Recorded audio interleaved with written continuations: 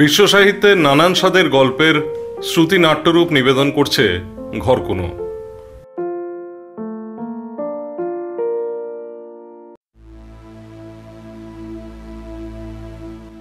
নমস্কার। সুদীপা দাসের গল্প অবলম্বনে আজকের নাটক হেরুকের মৈথুনযোগ। নাটকটি প্রাপ্তবয়স্কদের জন্য। দর্জিপাড়ার পুরাতন নোনাধরা বাড়ি থেকে রুদ্রনারায়ণ রায়ের 12টি ডায়েরি পাওয়া গিয়েছিল। প্রথম 7টি ধারাবাহিকের আকারে প্রকাশিত হয়েছে। এটা রুদ্রনারায়ণের 8ম ডায়েরি।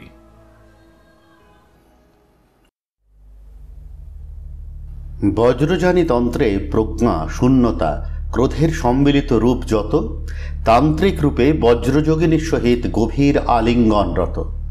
যোগতন্ত্রে নির্মাণ লাভের উপায় যাদের সম্ভোগ সুখ, বজ্রধারায় ত্যাগ সংযম, ক্রোধপূর্ণ মন্ত্রের দেবতা হেরুক।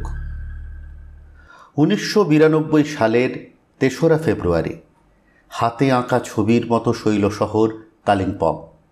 এর পুরাতন মনাস্ট্রির কাছে পালি ভাষায় লেখা একটা পুরাতন পুঁথিতে লেখা লাইন কটা পড়ে বেশ কৌতূহলাগ্রহী হয়ে পড়েছিলাম।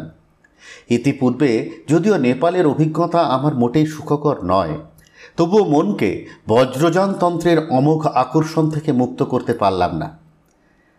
গত জানুয়ারি মাসটা যে ধকল গিয়েছে আমার ওপর দিয়ে, সেটার দরুন বেশ কিছুদিন একটু হাওয়া বদলের প্রয়োজন বোধ করাতে কলকাতা ছেড়ে হিমালয়ের কোলে এসেছি। এখানে আমার বন্ধু রত্নাকর ভরদ্বাজের আমন্ত্রণে ওর পৈতৃক বাড়িতেই এসে উঠেছি। স্থানীয় দৌপেন লামার সাথে গতকাল কথা বলার সময় বজ্রযান তন্ত্রের আলোচনা প্রসঙ্গে আমার নেপালের অভিজ্ঞতা ওনাকে বলাতে উনি আমায় আশীর্বাদ করে বললেন, অবলোকিতেশ্বরের রোষ থেকে যখন মুক্তি পেয়েছ তখন তুমি সাধারণ মানুষ নও। আপনাকে একটা কথা জিজ্ঞাসা করব?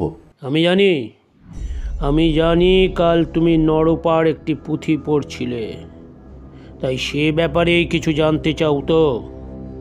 বৌদ্ধ লামারা বাহ্যিক বিষয় সম্পর্কে খুব একটা আগ্রহী হন না, কিন্তু দৌপেন লামা যখন নিজেই বিষয়টা আমায় বলতে চাইছেন তখন নিশ্চয়ই কিছু কারণ আছে। আমি মাথা নেড়ে সম্মতি জানিয়ে বললাম, গতকাল মনস্ট্রির লাইব্রেরিতে রাখা পুঁথিটার ওপরের অংশটা পড়ে বড়ই কৌতূহল অনুভব করলাম। এই হেরুকাকে? দৌপেন লামা কিয়ৎকাল আমার দিকে চেয়ে আমার মনের গহন যেন যাচাই করতে চাইলেন। তারপর মনস্ট্রির বাইরের আকাশের দিকে তাকিয়ে যে অদ্ভুত কাহিনী বর্ণনা করলেন তা তার ভাষাতেই লিখছি।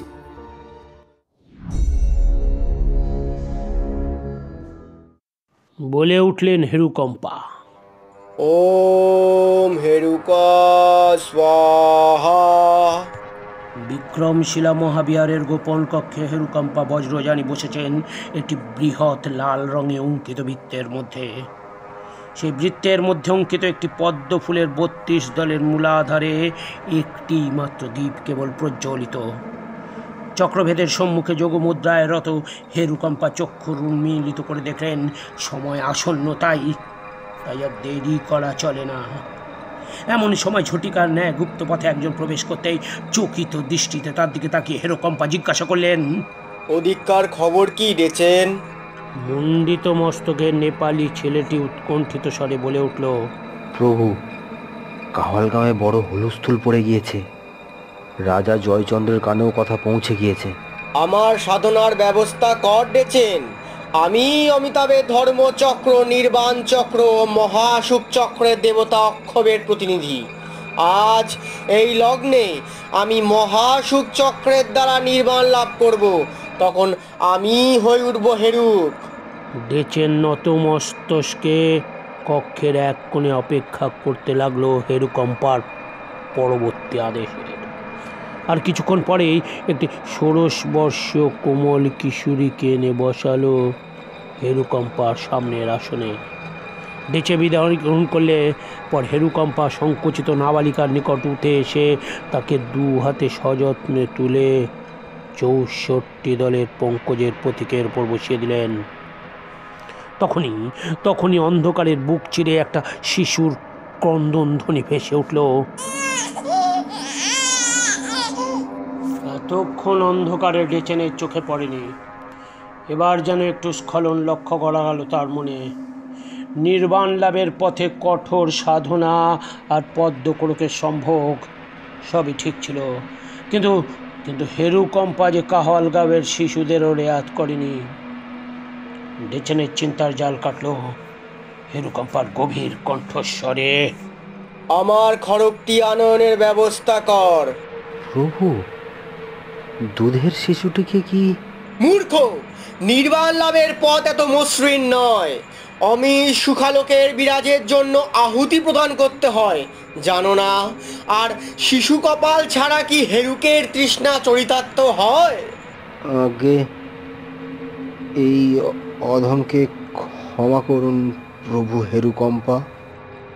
ডেচেন একটা বৃহৎ বাঁকানো কালো ইস্পাতের খড়গ তুলে দেন নীল রঙে রঞ্জিত বজ্রযোগী হেরুকম্পার হাতে।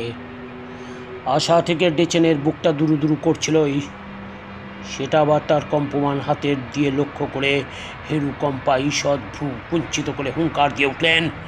বিশ্বাসঘাতক পামর, আজ তুই যে দ্বিচারিতা করলি তার পাপের ফল আজীবন বংশ পরস্পরায় ভোগ করবি তুই। ওম হেরুকা স্বাহা। আর এক মুহূর্ত দেরি না করে হেরুকম্পা ওম হেরুকা সাহা বলতে বলতে দ্রুত পায়ে গিয়ে এসে দাঁড়ালেন একটি সবুজ বজ্র চক্রের নিকট। সেখানে একটি ফুটফুটে তরতাজা শিশুকে সুরায় স্নান করিয়ে বলের জন্য প্রস্তুত করে রাখা আছে। শুধু বজ্রচক্রের দেবী বজ্র বরাহীর উদ্দেশ্যে তার উষ্ণ শোণিত নিবেদন করে ছিন্ড মুন্ড থেকে খুলির ওপরের কপালের অংশটি কেটে নিতে হবে। তারপর সেই কপালপত্রের শোণিত উৎসর্গ করা হবে দেবীর উদ্দেশ্যে। দুধের শিশুটি হয়তো তার অন্তিম পরিণতির আভাস পেয়ে তার উৎস্বরে চিৎকার করে চলেছে। ডেচেন আর সহ্য করতে না পেরে গুপ্ত সোপান পথে নিষ্ক্রান্ত হয়ে গেল।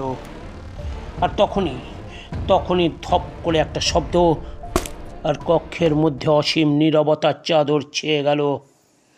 বজ্রচক্রের পদ্মকে বেষ্টন করে থাকা বৃত্তটির চারপাশে লাল রঙের ধারায় স্নাত হয়ে গেল। হরিকাটে বদ্ধ শিশুটির দেহটা কখনো ছটফট করে চলেছে, আর মুন্ডটা ছিটকে পড়েছে কিছু দূরে। হারিকাটের মাথা মধ্যে ছিন্ন কচি নলিটা থেকে ফিনকি দিয়ে বের হয়ে রক্তের ধারা সংগ্রহ করে নেয় একটি শিশুর নরকপালের পাত্রে সংগ্রহ করে দ্রুত ছুটে আসা মহাশুকচক্রে মদালস ষোড়শীর নিকট। সম্মুখে প্রদীপ্ত দীপশিখায় সদ্য যৌবনা বালিকার দেহের বস্তু উন্মোচন, তার দেহে তাজা রক্তের পোলে বুলিয়ে দেয় নিজ হস্তে।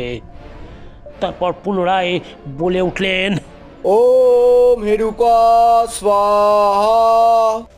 তারপরেই যোগমুদ্রায় বালিকার দেহের ওপর আসীন হয়ে বসলেন বৌদ্ধ বজ্রযানতন্ত্রের মহাসুখ চক্রের দেবী জেতসুন দোলমার আবাহন করলেন। ওম তারে তুত্তারে তুরে স্বাহা। হেরুকম্পা নগ্ন ষোড়শী বালিকাকে গাঢ় আলিঙ্গন পূর্বক তার কুসুমে বজ্র স্থাপন করতে উদ্যত হলেন। আচমকাই গুরুত্ব কক্ষের সিঁড়িতে অসংখ্য পদশব্দ শোনা গেল।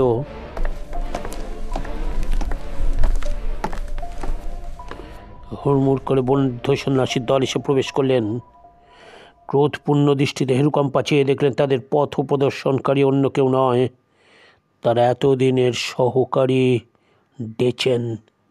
সে অগ্নিদৃষ্টিতে হেরুকম্পা তৎক্ষণাৎ বালিকার দেহ থেকে উঠে দাঁড়ালেন নরপার সম্মুখে। বর্তমান নরপায় বিক্রমশিলা বিহারের অধ্যক্ষ হিসেবে ডেচেন আর হেরুকম্পার মাঝে দাঁড়িয়ে তিরস্কার করে বলে উঠলেন, ছি ছি ছি হেরুকম্পা, তুমি অমিতাভের অনুগামী হয়ে হেরুকার আবাহন করো, নিজ সংকীর্ণ উদ্দেশ্য সিদ্ধির জন্য একটা দুধের শিশুকে বলিদান করো। বিনা অনুমতিতে এই পবিত্র বিহারে এক বালিকার কুমারিত্ব নষ্ট করার মতো জঘন্য পাপকর্মে লিপ্ত তুমি। হেরুকম্পার চোখে অনুশোচনার লেশ মাত্র নেই। সে নির্ভীক কণ্ঠে বলে উঠলেও, অমিতাভের ন্যায় আমিও নির্বাণ লাভের পথে অগ্রসর হয়েছি। ধর্মচক্র, নির্বাণ চক্র, মহাসুখ চক্রের মাধ্যমে। এতে পাপের কি আছে নরপা?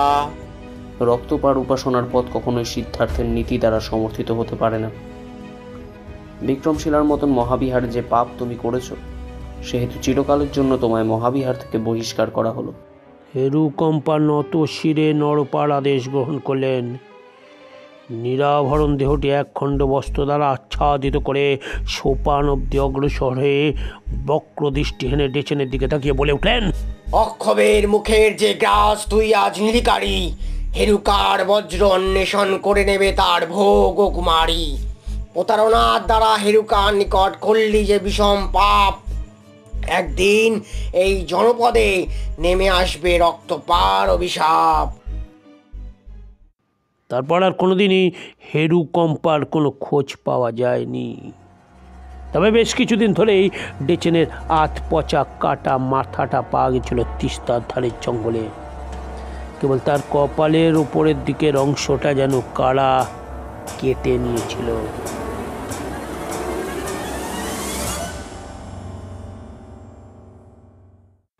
গল্পটা এতদূর বলে দৌতেন লামা কিছুক্ষণ নিশ্চুপ হয়ে বসে রইলেন।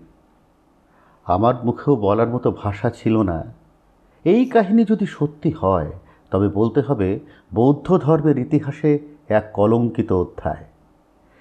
ইতিমধ্যে সূর্য যেন পশ্চিম দিগন্তে ঢলতে শুরু করে দিয়েছে। আচমকা শীতের আমেজের সাথে কুয়াশার স্তর নেমে এসেছে কালিম্পং শহরের বুকে। দূরে পতপত করে উঠছে রং বেরঙের পতাকাগুলো। কাঞ্চনজঙ্ঘা ধীরে ধীরে মেঘের বুকে মুখ লুকোতে শুরু করে দিয়েছে। তখনই নীরবতার বুক চিরে একটা প্রচণ্ড চিৎকার শুনে লামা আর আমি ছুটে গেলাম পেছনের সরু মেঠো পথের কিছুটা দূরে পাইন গাছের তলাটাতে। একটা মেয়েলি গলার চিৎকার শুনে ছুটে এসে দেখলাম স্থানীয় কোনো মহিলা কাজ ছেড়ে বাড়ি ফেরার পথে এই দৃশ্যটা দেখে বেশ ভয় পেয়ে চিৎকার করে উঠেছিল।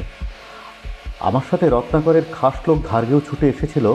অন্ধকার তখনও পুরোপুরি হয়নি, তবুও ওই সুঁড়ি পথের জঙ্গলের আধো অন্ধকারে তালগোল পাকানো একটা মাংসের দলা দেখে ধারকে এগিয়ে গিয়ে জিনিসটাকে উল্টাতেই লক্ষ্য করলাম আমরা যাকে মাংসের দলা ভাবছিলাম সেটা আদতে নগ্ন একটা নারীর দেহ।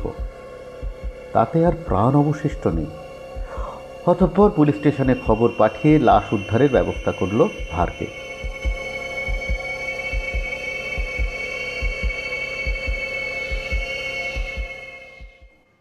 উনিশশো 1992 সালের 4 ফেব্রুয়ারি। শীতের কামড় যেন আজ একটু বেশি অনুভূত হচ্ছে। সকাল থেকে আকাশের মুখ ভার। পাহাড়ি অঞ্চলে এটা নতুন কিছু নয়, প্রায়শই আকাশ কালো করে ঝমঝমিয়ে এক নাগাড়ে বৃষ্টি নামে। তারপরে শীত যেন নতুন করে থাবা বসায় এই শৈল শহরগুলিতে। আজ সকালে ব্রেকফাস্ট টেবিলে বসে রত্নাকরের সাথে গতকালের ঘটনাটা নিয়ে আলোচনা চলছিল। রত্নাকরের কথাগুলো শুনে মনে হলো বিষয়টাও পারতপক্ষে এড়িয়ে যেতে চায়। সে কি রে বাবা, একটা আস্ত মেয়ে মানুষের লাশ পাওয়া গেল জঙ্গলে, তাও আবার রেপড মহিলা। রেপড মানে বলছিস ধর্ষণ? সে কি করে সম্ভব? তাছাড়া তুই এতটা শিওর হচ্ছিস বা কি করে যে মেয়েটা রেপড হয়েছে? তুই থাকলেও বুঝতে পারতিস ব্যাপারটা। মেয়েটার গায়ে একটা সুতো পর্যন্ত ছিল না, আর মেয়েটার সারা গায়ে আঁচড় কামড়ের দাগ আমি দেখেছিলাম মেয়েটাকে নিয়ে যাওয়ার সময়। দেখ রুদ্র, এই জঙ্গলে প্রায়শই কালো চিতা, হায়না, বাঘ ঘুরে বেড়ায়। হামেশাই তো গ্রামের ছাগল, মুরগি, এমনকি ছেলে মেয়েদেরও আক্রমণ করে। তেমনই একটা কিছু হবে। ক্রিমিনাল কেস ঘেটে ঘেটে সব কিছুতেই তুই রহস্যের গন্ধ পাস। রত্ন, আমি ব্যাপারটাকে এত হালকাভাবে নিতে পারছি না। তাছাড়া মেয়েটাকে পুলিশ গাড়িতে তোলার সময় মেয়েটার উরুতেও বেশ কয়েকটা ক্ষত দেখেছিলাম। সেটা কোনো বুনোর হতে পারে, তবে সাপদের নয়, সেটা তুই দেখলেও বুঝতিস। তুই এখন যা খুশি কর। আমায় আজ শিলিগুড়ি যেতে হবে, মিটিং আছে। ধার্গেকে সব বলা আছে, তোর সাথেও সব সময় থাকবে। ঝটপট সব গুছিয়ে রত্নাকর চলে গেল। চা বাগানের মালিক হিসেবে এখন ওর প্রচুর দায়িত্ব। প্রায়ই এদিক ওদিক যেতে হয়, তবে ব্যস্ততার মধ্যেও আমার সঙ্গে দেখা করে, সময় পেলে আড্ডা মারি। খুব খোশমেজাজি মানুষ। কলেজে তো ও ছিল আড্ডার মুখ্য আকর্ষণ। তবে আজ ব্যস্ততার চেয়ে বিষয়টা মনে হলো ও যেন এড়িয়ে যেতে চাইল। মিনিট 45-এর মধ্যে রেডি হয়ে ব্রেকফাস্ট প্যাক করে আমার কাছে বিদায় নিয়ে গাড়িতে উঠল। গাড়িতে বসে বেশ উসখুস করতে করতে আমায় একবার ডাকলো। রুদ্র, পাহাড়ের ভাঁজে ভাঁজে অসীম রহস্য দানা বেঁধে আছে। সব কিছু খুঁজতে যাস না রে, বিপদ বাড়বে বই কমবে না। সাবধানে থাকিস। গার্গে, সাহেবের খেয়াল রেখো, ওনার যত্নার্থীর যেন কোনো ত্রুটি না হয়। চলো ড্রাইভার।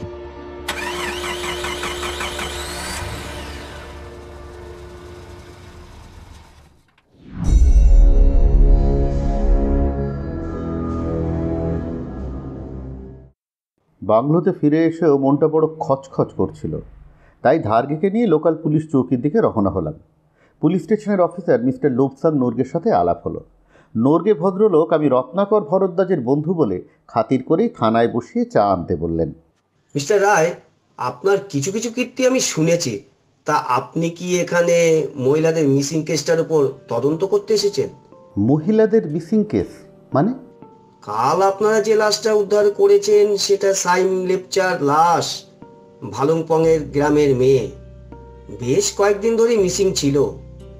এই রকম প্রায় এখানকার স্থানীয় গ্রাম থেকে কুমারী মেয়েরা মিসিং হয়ে যাচ্ছে। তারপর বেশ কয়েকদিন পর তাদের ক্ষতবিক্ষত দেহটা তিস্তার ধারে বা জঙ্গলের মধ্যেই পাওয়া যাচ্ছে। প্রত্যেকের ক্ষেত্রেই একটা জিনিস কমন, জানেন?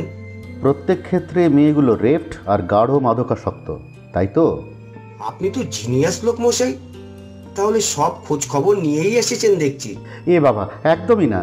আমি এখানে তদন্ত করতে আসিনি, স্রেফ ছুটি কাটাতেই এসেছি আমার বন্ধুর বাংলোতে। প্রত্যেকবারের মতো এবারও একটা রহস্যের গন্ধ পেয়েছি। তাহলে আপনি এত তথ্য পেলেন কোথায়? আই মিন, যে দুটো বিষয় আপনি বললেন সেটা তো আমি আর এসআই রাজেশ ছাড়া কেউ জানে না। কাল মেয়েটার লাশ যখন তোলা হচ্ছিল গাড়িতে, তখনই মেয়েটার গায়ে হালকা লোকাল তাড়ির গন্ধ পেয়েছিলাম। আর মেয়েটার নাকের কাছে কালো কালো কয়েকটা ছোপ দেখেছিলাম টর্চের আলোয়। সম্ভবত ওটা ক্লোরোফর্মের জন্যই হয়েছিল। আর মেয়েটার শারীরিক অবস্থা যা দেখেছিলাম, তাতে মেয়েটা যে রেপড হয়েছে তাতে কোনো সন্দেহ ছিল না। আপনার তো পর্যবেক্ষণ ক্ষমতা দারুণ দেখছি। লাশটা মর্গে পাঠিয়েছেন তো? পোস্টমর্টম রিপোর্টটা এলে যদি জানাতেন খুব ভালো হতো। কালিম্পংয়ের প্রত্যন্ত শৈল শহর, এখানে ওসব হয় না। আমরা লাশ সদরে চালান করে লোকাল ইনভেস্টিগেশন করে রিপোর্ট পাঠিয়ে দিই। তবে আপনি যখন বলছেন তখন দেখি একবার চেষ্টা করে। আমি নমস্কার করে উঠলাম থানা থেকে। আবার ঝিরঝির করে বৃষ্টি শুরু হয়ে গিয়েছে। বাংলোতে ফিরতে ফিরতেই আকাশ কালো করে বৃষ্টি নেমে এলো। দুপুরে খিচুড়ি আর ডিম ভাজা খেয়ে কাঁচের সার্সির ওপারে তুমুল বজ্রবিদ্যুতের ঝলকানির সাথে বর্ষা উপভোগ করতে করতে মনে একটা খচখচানি ছিল যে যদি আজ একটু জঙ্গলের দিকে যেতে পারতাম হয়তো কিছু ক্লু পেতাম। তাছাড়া কুমারী মেয়েদের মিসিং হওয়াটা প্রথম নয়, কিন্তু এ ব্যাপারে কারোর কোনো হেলদোল নেই কেন? আমার এতগুলো প্রশ্নের উত্তরের আড়ালে আমার জন্য যে চ্যালেঞ্জ অপেক্ষা করছিল তার আভাস পেলাম খুব শীঘ্রই।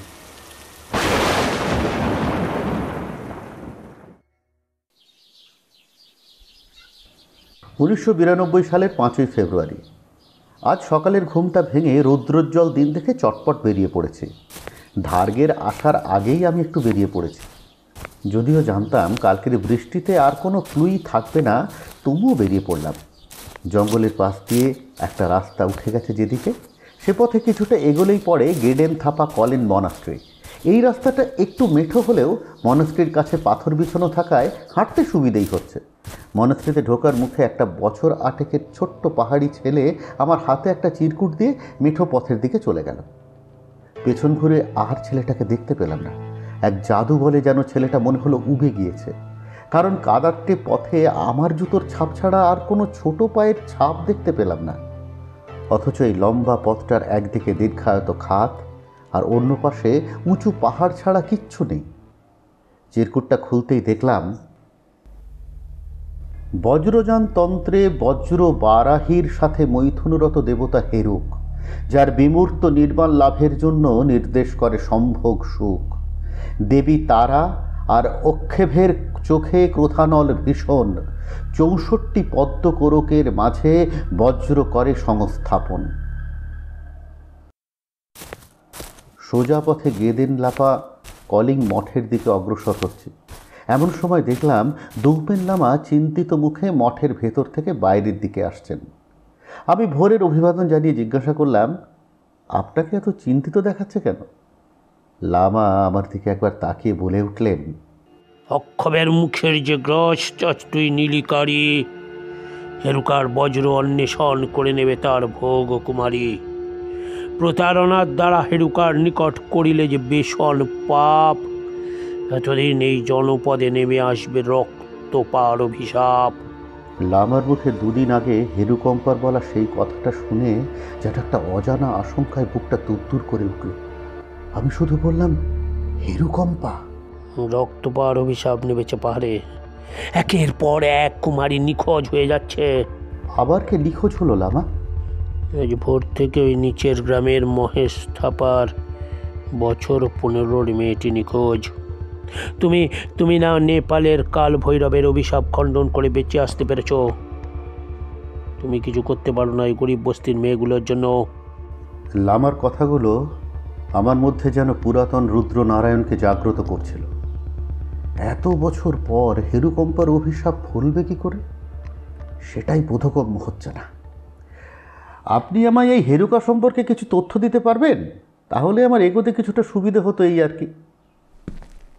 লামা আমাকে সাথে করে মঠের ভেতরে নিয়ে গেলেন। মঠের উঁচু ধাপ পেরিয়ে ভেতরে বড় উপাসনালয়ে তিব্বতী কারুশিল্পের ছোঁয়ায় রং বেরঙের নানা চিত্রের মাঝে ধ্যানরত সিদ্ধার্থের মুদিত নয়ন, প্রশান্ত মুখের অভিব্যক্তি বড়ই মনস্নিগ্ধকর। বড় উপাসনালয়ের ডান দিকের পথ দিয়ে সরু একটা পথ পেরোলেই মঠের নিজস্ব এলাকা। এখানে মাঝের ফাঁকা জায়গায় আসন পেতে বসে ছোট ছোট বৌদ্ধ সন্ন্যাসীরা লামাদের থেকে পাঠ গ্রহণ করছে। লেপচা বা ভুটিয়া গড়নের গোলগাল চেহারার ছোট ছোট বাচ্চাগুলোর পরনে গাঢ় মেরুন রঙের উত্তরীয়, মুন্ডিত মস্তকে সকলেই এক মনে পাঠ নিচ্ছে। সকালের নরম রোদ এসে পড়েছে উঠোনে। উঠোনের চারপাশে চৌকাকারে বিন্যস্ত বারান্দার এক প্রান্ত ধরে কিছুটা এগোতেই একটা পুরাতন পুঁথিপত্রের ঠাসা ঘরে প্রবেশ করতেই বুঝলাম এটা দৌপেন লামার নিজস্ব কক্ষ। যত রাজ্যের পুঁথিপত্র, কাঠের ছোট পড়ার টেবিল আর কিছু থাঙ্কা ঝুলছে। থাঙ্কাগুলোতে তিব্বতী ভাষায় কী সব লেখা রয়েছে।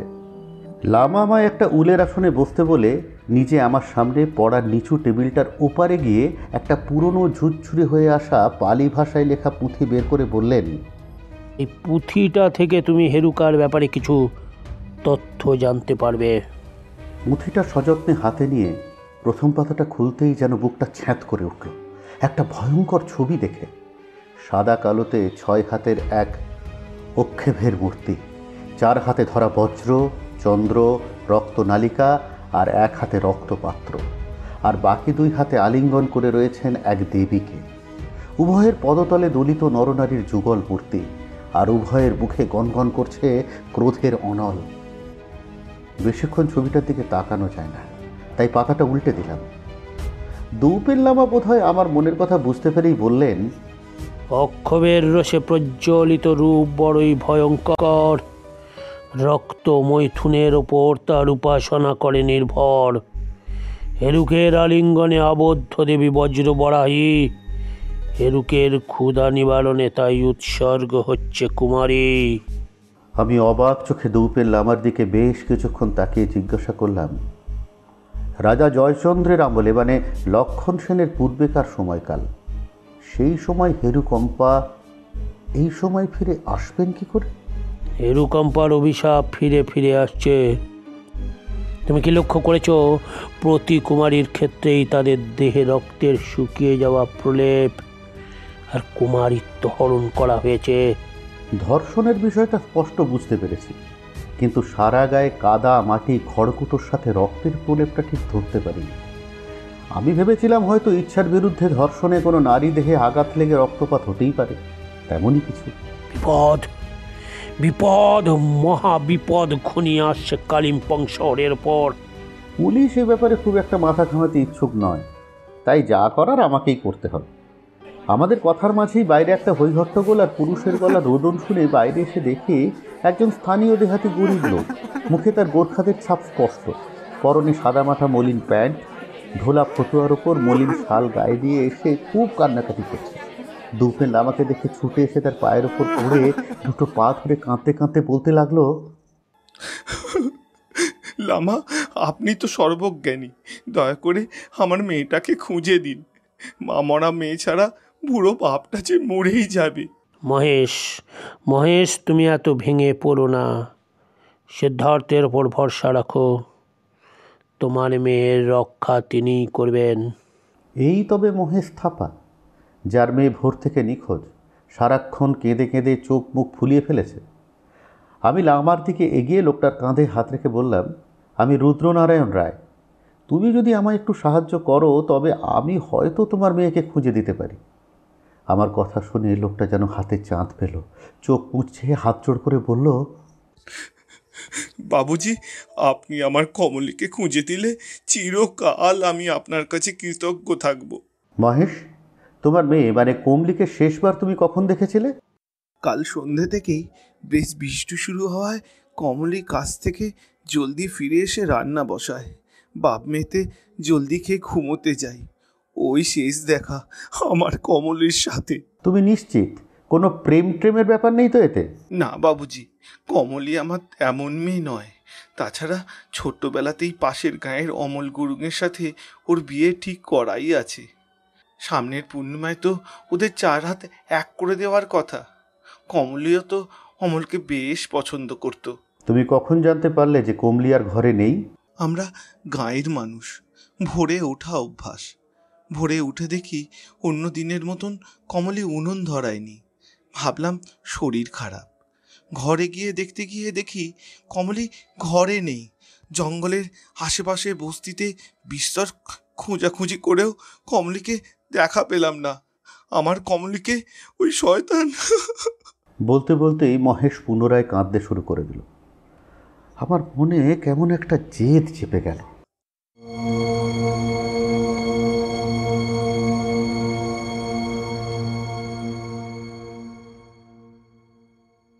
পুঁথিটা সাথে নিয়ে বাংলোয় ফিরতেই ধার্গে বলল, বাবুজি, ভোরবেলা আপনি কোথায় গেলেন আমায় না নিয়ে? আপনাকে খুঁজতে হয়রান হয়ে গেলাম। আপনাকে না পেলে বাবু আমায়... একটু কাজ ছিল ধার্গে। তোমার বাড়ি নিচের বস্তিতে না? হ্যাঁ বাবুজি, পুরানা মন্দিরের ডান দিকের রাস্তাটা ধরে প্রথম বাড়িটা। তুমি বাড়ি থেকে সোজা বাংলোতে চলে এলে? হ্যাঁ বাবুজি। পুঁথিটা নিয়ে ভেতরে ঢোকার সময় দুটো খটকা মাথায় ঘুরঘুর করছিল। ধার্গেকে চা দিতে বলে ঘরে গিয়ে পুঁথিটা নিয়ে বসলাম। হেরুকের ছবিটা উল্টাতেই প্রথম পাতায় লেখা, শক্তির মার্গে যদি হতে চাও লাভ, করতে চাও নির্বাণ, তবে খাগ ঠুঙের ন্যায় অনুসরণ করো বজ্রযান, গ্রহণ করো প্রজ্ঞা, আর হেজেব্রতন্ত্রের দেবতার সহায় শূন্যের মাঝে সন্ধান পাবে নির্বাণ লাভের উপায়। এরপর পালি ভাষায় লেখার সাথে সাথে রয়েছে অসংখ্য চিত্রের সমাহার, বেশিরভাগই তান্ত্রিক চিত্র, বৃত্ত, ষড়ভুজ, পদ্ম আর হেরুকের গুপ্ত মন্ত্র। চিত্রগুলি বড় অদ্ভুত। প্রথম চিত্রে একটা বড় বৃত্তের মাঝে 4টি গোলাপি পাপড়িযুক্ত পদ্ম বা মানবদেহের 4টি প্রধান চক্রকে নির্দেশ করে। 1 নাভিচক্র বা নির্বাণ চক্র, 2 হৃদচক্র বা ধর্মচক্র, 3 কণ্ঠচক্র বা সম্ভব চক্র, 4 উষ্ণিষ চক্র বা মহানির্বাণ চক্র। এই 4টি চক্র সমগ্র বিশ্বের 3টি প্রধান কুণ্ডলিনী শক্তির উৎস, যা অবদূতি বা সহজ সুন্দরী, ললনা ও রসনা অর্থাৎ প্রজ্ঞা ও উপায়ের 3টি উৎসমুখ 4 চক্রের মাঝে ত্রিকোণাকারে বিরাজ করে।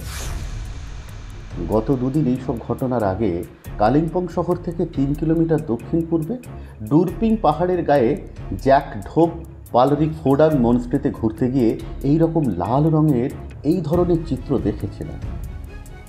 হেবজ্রযান তন্ত্রে নাভিমূল চক্র হল সকল শক্তির উৎস।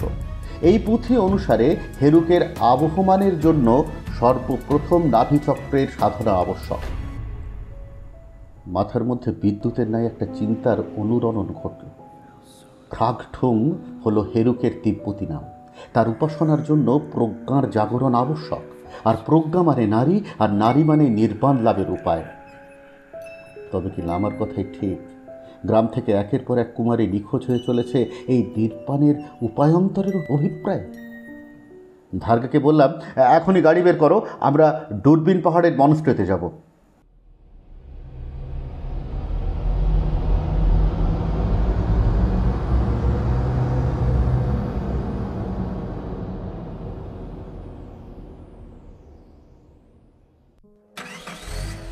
হেবজ্র সাধনার প্রধান সোপান প্রজ্ঞা ও উপায়ের মধ্যমণি। কঠোর সাধনার দ্বারা জাগ্রত হয় নাভিমূলের কুলকুণ্ডলিনী। 3 চক্রের মধ্যে নাভিচক্রের সাধনাই তন্ত্রের মুখ্য অধ্যায়। সাধনার উপাচার হল শূন্যতার মাঝে শক্তির ধারা উপায়। হেরুকার আরেকটি শব্দ হল চক্র সমন্বর। চক্র মানে চাকা, এবং এই প্রসঙ্গে সমস্ত ঘটনার চাকা বোঝায়। সনবারা মানে পরম সুখ, যাকে বলা হয় স্বতঃস্ফূর্ত মহান আনন্দ। চক্র এবং সনবারা একসাথে প্রকাশ করে যে হেরকতন্ত্র অনুশীলনের মাধ্যমে আমরা একটি গভীর উপলব্ধি অর্জন করি, যা আমাদের সমস্ত মনের সাথে এক প্রাকৃতিক সমস্ত ঘটনাকে অনুভব করে। তাই প্রকৃতির মাঝেই পরম সুখ লাভ সম্ভব।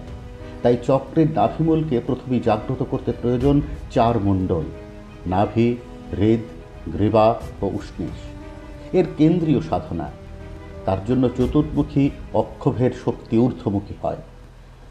পুঁথিটা পড়তে পড়তে গাড়িটা আচমকা ব্রেক কষতে কিছুটা টাল খেয়ে মাথার সামনে সিটে ঠুকে গেল। এ কি হলো ধার্গে? বাবুজি, সামনে একটা কুকুর এসে গেছিল, তাই ব্রেকটা কষতে হলো। মনে হচ্ছে ইঞ্জিন গরম হয়ে গেছে। আমি গাড়িটা সারানোর বন্দোবস্ত করছি। আপনার কি চোট লেগেছে বাবুজি? না, তেমন নয়, তবে দূরবীন পাহাড়ের মঠে পৌঁছানোটা জরুরি। ধার্গে জানলার ডান দিকের নিচু সবুজ পথটা দেখিয়ে বলল, ওই যে দূরে উঁচু মাঠের চূড়া দেখতে পাচ্ছেন, ওটাই জেগ ঢোক পালড়ি ফোরাং মনস্ট্রি। আপনি ওই রাস্তাটা ধরে গেলেই মিনিট 15-এর মধ্যে পৌঁছে যাবেন। আমি গাড়িটা সারিয়ে মাঠের ওই দিকেই চলে যাব। আজ আবহাওয়াটা বেশ সুন্দর রয়েছে। এখান থেকে সান্দাকফুর তুষার ধবল শৃঙ্গ বেশ ভালো বোঝা যায়। গাড়ি থেকে নামতেই একটা শীতল অনুভূতি হলো। পুঁথিটা ব্যাগে পুরে সবুজ পাহাড়ি পথ বেয়ে বার্চ, বীচ, পাইনের জঙ্গলটা পেছনে ফেলে মঠের দিকে এগোতে লাগলাম। মঠটা একসময় বৌদ্ধ মহাযান সাধনার পীঠস্থান ছিল। মঠটার আশেপাশে কোনো লোকবসতি নেই, ফলত মঠের ব্যাপারে কাউকে জিজ্ঞাসা করব সে সুযোগ পেলাম না। সবুজের সমারোহে মাঝে নির্জন মঠের বড় কাঠের দরজার সামনে দাঁড়িয়ে দেখলাম সুপ্রাচীন মঠটির ওপরে তিব্বতী পতাকা। তবে একটা জিনিস বড় অদ্ভুত লাগলো। সচরাচর পতাকাগুলো সবুজ, লাল, নীল ও হলুদ এই 4 রঙেরই হয়ে থাকে, তবে এখানে মূলত সবুজ রঙের পতাকাই দেখছি। মাঝে তিব্বতী ভাষায় লেখা ছোট ছোট পতাকা। দূর থেকে মনাস্ট্রির যতটা কাছে মনে হচ্ছিল, পায়ে হেঁটে মিনিট 25 হেঁটেও অতটা পৌঁছতে পারলাম না।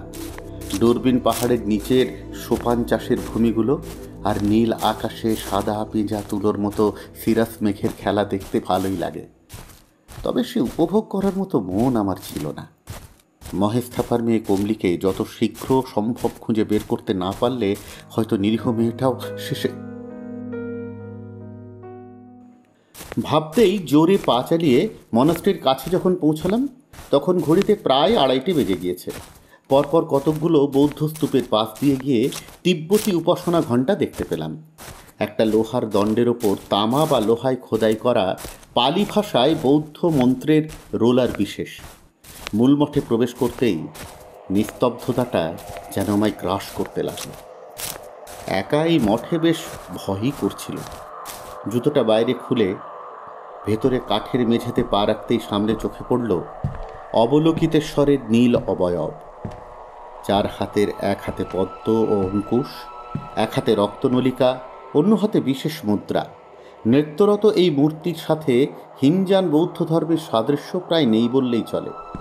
অবাক চোখে কারুকার্যময় মূর্তিটার দিকে এগোতে গিয়ে লক্ষ্য করলাম অবলোকিতেশ্বরের নাভিকমল থেকে একটি নাভিকুণ্ডলী বেরিয়ে এসে নিচে পড়ে থাকা পদ্মের উপর এসে পড়েছে, আর সেই পদ্মের 4টি কোরকের রঙই গাঢ় লাল। এই মূর্তির নিচে মেঝেতে 4 কোরক বিশিষ্ট একটি বড় লাল বৃত্তের চারপাশে বিন্যস্ত। এই ছবির সাথে আমার পুঁথিটার প্রথম নাভিচক্রের মিল আছে, কেবল ভেতরের চক্রটি একটু আলাদা। বারবার আমার চোখ এত কিছুর মাঝেও চলে যাচ্ছিল লাল পদ্মের উপর বিন্যস্ত নাভি কুণ্ডলীর দিকে। সচরাচর অবলোকিতেশ্বরের তো এমন মূর্তি কোথাও দেখিনি। বড় উপাসনালয়ের একপাশে সরু পথ দিয়ে কিছুটা এগোতেই গাঢ় অন্ধকারে টর্চ জ্বালতে বাধ্য হলাম। এখানে আশেপাশে কেউ নেই ঠিকই, তবে একটা ধূপধুনোর অদ্ভুত গন্ধ নাকে এলো। এই গন্ধটা যেদিক থেকে আসছে সেই দিকটা লক্ষ্য করে এগোতে লাগলাম। অন্ধকারে একটা সরু পথ বেরোতেই একটা নিচু কাঠের সিঁড়ি দেখতে পেলাম। কয়েক ধাপ নামতেই একটা বিশ্রী কটু গন্ধ যেন গা গুলিয়ে উঠতে লাগলো। ধূপধুনোর গন্ধ পেরিয়ে একটা কেমন সোঁদা আষ্টে গন্ধ যেন নিচের বাতাসে ঘুলিয়ে উঠছে। অন্ধকারের টর্চ জেলে এবার রীতিমতো একটা জিনিস দেখে আঁতকে উঠলাম। পুঁথির প্রথম পাতায় যে ভয়ঙ্কর ছবিটা দেখেছিলাম, এটা যেন তারই বাস্তব রূপ। সেই মূর্তি তবে গাত্রবর্ণ নীল, 6 হাত বিশিষ্ট, অঙ্কুশ পদ্ম বজ্র রক্তনালিকা ধারণ করে আছেন 4 হাতে, আর বাকি 2 হাতে ঘনিষ্ঠ আলিঙ্গন করেছেন এক লাল বর্ণের নিরাভরণ দেবীকে, আর উভয়ই সঙ্গমরত যুগলের ওপর পদদলনরত, আর উভয়েরই মুখে বজ্রের কাঠিন্য। অন্ধকারে এ দৃশ্য দেখে ভয় পাবে না এমন লোক খুব কমই আছে। একটু একটু করে মূর্তিটার দিকে এগোতে গিয়ে কিছুতে একটা হোঁচট খেলাম, আর একটু হলেই পড়ে যেতাম মাটিতে। জিনিসটার ওপর টর্চ ফেলে দেখি একটা নরকপল, আর সেটাতে লাল মতো একটা জিনিস শুকিয়ে কটু গন্ধটা আসছে। জিনিসটা যে রক্ত ছাড়া অন্য কিছু নয় সেটা বলে দিতে হয় না। বুকের ভেতরটা নিমেষে যেন খালি হয়ে গেল। তবে কি কবলিকে এরা বলি দিয়ে সেই রক্ত উৎসর্গ করেছে চক্র সমন্বয়ের উদ্দেশ্যে? ভালো করে টর্চ জেলে মেঝেতে আঁকা নাভি চক্রের চিত্র আর তার চারপাশে পুজোর উপকরণ দেখতে দেখতে টর্চটা মূর্তির দিকে ফেলে ভালো করে খুঁটিয়ে খুঁটিয়ে মূর্তিটা দেখতে লাগলাম। তৎক্ষণাৎ একটা জিনিস আবিষ্কার করলাম, আর মনে মনে নিশ্চিন্ত বোধ করে সিঁড়ি বেয়ে ওপরে উঠে এলাম। কমলিকে ওরা এখন কেবল প্রতিচক্রের জাগরণের জন্য ব্যবহার করবে, কারণ দেহের সকল শক্তির মূল হলো নাভি আর প্রজ্ঞার কেন্দ্রবিন্দু। সেই প্রজ্ঞার জাগরণের জন্য প্রয়োজন যে উপায়, সে হলো ওদের কাছে কমলি। এমনকি এই মুহূর্তে ওরা কমলির কুমারিত্ব হরণ করতে পারবে না। এখন দুটো বিষয় স্পষ্ট। এক, ওরা নাভিচক্রের কাজ সম্পন্ন করে ফেলেছে, তাই ধর্মচক্রের কাজ সম্পন্ন করার আগেই আমায় ওদের পরবর্তী অবস্থান খুঁজে বের করতে হবে। দ্বিতীয়, পুরুষ সমাজে নারীর যে রজস্রাবকে অপরিশুদ্ধ বলে জ্ঞান করে, সেটাই আজ কমলির তার চরমতর বিপদের হাত থেকে রক্ষা করেছে। তন্ত্র সাধনায় নারীর ঋতুস্রাবের রক্তের বিশেষ গুরুত্ব আছে। বিশেষত কুমারী নারীর রজস্রাবকে বলা হয় স্বয়ম্ভু কুসুম। এটি যে কোনো তন্ত্রবিদ্যার মুখ্য উপাচার। আমি যে নরকপলে রক্ত দেখে প্রথমে ভয় পেয়েছিলাম, পরে সেটার মর্ম উদ্ঘাটন করতে পারি চক্র সমন্বয়ের সঙ্গিনী দেবী বজ্রবারাহীর মূর্তিটা থেকে। বজ্রবারাহীর মূর্তিটা ভালো করে লক্ষ্য করতে গিয়ে দেখি দেবীর জনিদ্বার থেকে একটা রক্তের ধারা বয়ে আসছে নিচে একটি লাল পদ্মের ওপর। সেই কারণেই মঠের অবলোকিতেশ্বরের মূর্তির প্রজ্ঞার মাঝে লাল পদ্মের অবস্থান লক্ষণীয়। সে কারণেই এই মঠটিকে নির্বাণ চক্রের আবাহন স্থল হিসেবে বেছে নেওয়া হয়েছে। অক্ষেপ এখানে কেবল শক্তি গ্রহণকারী। মঠ থেকে বেরিয়ে দেখি বাইরে ধারগে গাড়ি নিয়ে দাঁড়িয়ে আছে। আমাকে দেখে জিজ্ঞাসা করলো, বাবুজি, কমলির কোনো খোঁজ পেলেন? সূত্র একটা পেয়েছি, যখন সন্ধানও খুব শীঘ্রই পেয়ে যাব বলে গাড়িটা কালিম্পংয়ের দিকে এগোতে বললাম। এদিকে সান্দাকফু তখন মেঘের চাদরে মুখ লুকোতে শুরু করে দিয়েছে।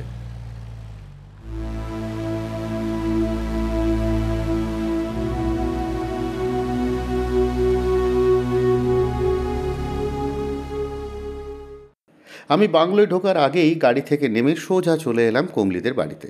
কমলির পিসি ছিল। পিসিকে ডেকে জিজ্ঞাসা করলাম, সাম্প্রতিক কমলি কি ঋতুমতি?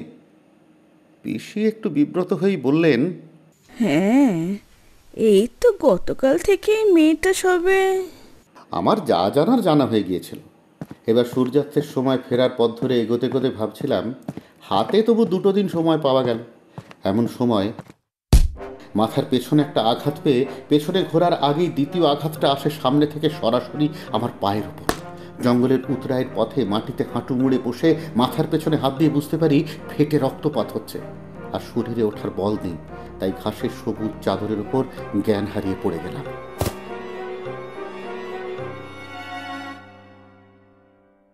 1992 সালের 6 ফেব্রুয়ারি আমার যখন জ্ঞান ফিরল, তখন রত্নাকরের বাংলোর নরম বিছানার পাশে এক ডাক্তারবাবু ও রত্নাকরকে দেখে উঠে বসবার চেষ্টা করতে গিয়ে বুঝলাম মাথার আঘাতটা খুব গুরুতর না হলেও বেশ ধকল গিয়েছে আমার ওপর দিয়ে গত কয়েকদিন, ফলত শরীর ভীষণ দুর্বল।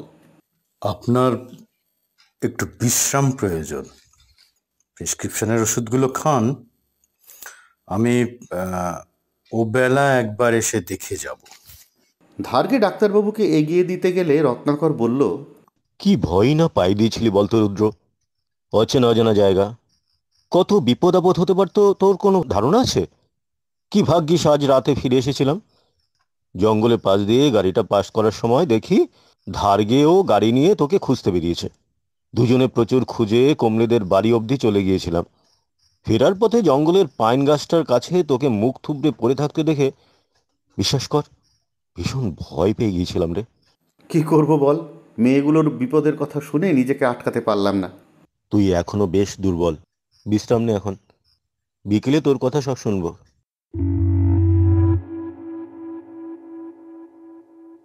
বিকেলে ডাক্তারবাবু আমায় একবার দেখতে এলেন। রত্নাকরই ওনার সাথে পরিচয় করিয়ে দিল। ভদ্রলোকের নাম সিদ্ধার্থ বড়ুয়া, উত্তরবঙ্গ মেডিকেল কলেজ থেকে পাশ করে বেশ কিছুদিন হলো মালদহে প্র্যাকটিস করেছেন। তারপর সব ছেড়ে ছুড়ে দিয়ে পাকাপাকিভাবে এই কালিম্পং শহরে ঘাঁটি গেড়েছেন। প্রায় 5.5 ফুট উচ্চতার ভদ্রলোকটির সুঠাম গড়ন, চোখে গোল্ড ফ্রেমের সরু চশমা, টিকালো নাক, মজবুত চিবুকে ডাক্তার না বলে ওনাকে হিরো বললেই ভালো বানাতো। হঠাৎ করে দেখলে সিদ্ধার্থবাবুকে অ্যাথলিটও বলা যায়। খুব কম কথার মানুষ, বলার চেয়ে শুনতেই বেশি পছন্দ করেন দেখলাম। পোর্সেলিনের মিনে করা নীল চায়ের পেয়ালায় চুমুক দিয়ে রত্নাকর জিজ্ঞাসা করল, এবার বলতো রুদ্র, কাল জ্যাকঠোক পালির ফোডাং মনেস্ট্রিতে গিয়ে কি কিছু বুঝলি? আমি এবার কালকে শুরু থেকে জঙ্গলে আঘাত পেয়ে পড়ে থাকা সবটাই বললাম আদ্যপ্রান্ত। শুনে রত্নাকর একটু উত্তেজিত হয়ে বলল, তোকে যতদূর জানি এত সহজে ছেড়ে দেওয়ার পাত্র তো তুই নোস। তাহলে কি করবি ঠিক করলি? দূরবীন পাহাড়ের অবস্থান লক্ষ্য করলে বুঝতে পারবি ওটাই গোটা এলাকার একটা গুরুত্বপূর্ণ অঙ্গ। ওটাই হলো ভারতবর্ষের অন্যতম হেবজ্রতন্ত্রের মঠ। এখানে পুরুষের শক্তির প্রতীক হলো বজ্র, আর নারীর সুপ্ত শক্তির প্রতীক হলো লাল বা গোলাপি পদ্ম। হেবজ্রতন্ত্র চক্র সমন্বয়ের শক্তি সাধনার মুখ্য হলো প্রকৃতির সুপ্ত সত্তাকে জাগ্রত করে সেই শক্তিকে পুরুষাকারে গ্রহণ করা।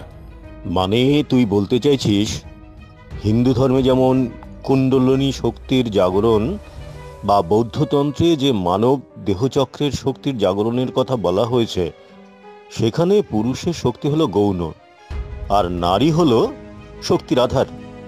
নারী তার সত্তার মধ্যে যে সুপ্ত শক্তি সঞ্চয় করে রাখে তাকে জাগিয়ে পুরুষ সেই শক্তিকেই ধারণ করতে প্রয়াসী হয়। এক্স্যাক্টলি। আর এই শক্তির জাগরণ ঘটার 3টি ধাপ। প্রথম ধাপ রজস্বলা গ্রহণ, দ্বিতীয় ধাপ রক্তের আহুতি, আর তৃতীয় ধাপে কুমারী সম্ভোগ। হেবজ্রতন্ত্রে নারীর মধ্যেকার সুখ লাভকেই মহাসুখ চক্র বা মহানির্বাণ চক্র বলা হয়েছে। কি সব রহস্যময় ব্যাপার রে! তা পালরি ফোডাং মনাস্ট্রিতে কমলির ঋতুস্রাবের রক্ত দিয়ে তন্ত্র প্রচার করেছে কেউ?